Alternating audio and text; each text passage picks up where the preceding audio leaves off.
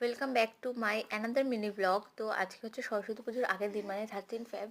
আর আজকে good morning বললেও মর্নিংটা আমার খুব একটা ভালো ছিল না, কারণ ছেলেটা হঠাৎ করে অসুস্থ হয়ে পড়ে। মানে আগের দিন রাত্রেবেলা অবধিও ঠিক ছিল, ভোরবেলা থেকে হঠাৎ করে খুব বেশি কান্নাকাটি।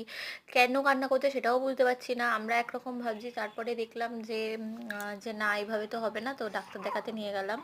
তো ডাক্তার শ্বাসকষ্ট হচ্ছে, যেটা কি আমরা ধরতে পারছিলাম না, বুঝতে পারছিলাম না।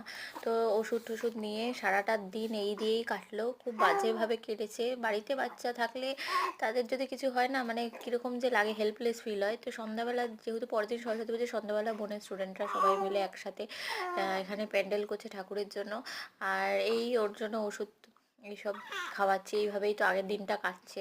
কত কিছু ভেবেছিলাম যে ওকে নিয়ে ফটোশ্যুট করব, কত ভালো ভালো হবে ওর প্রথম, কিন্তু কি আর করা যাবে, যা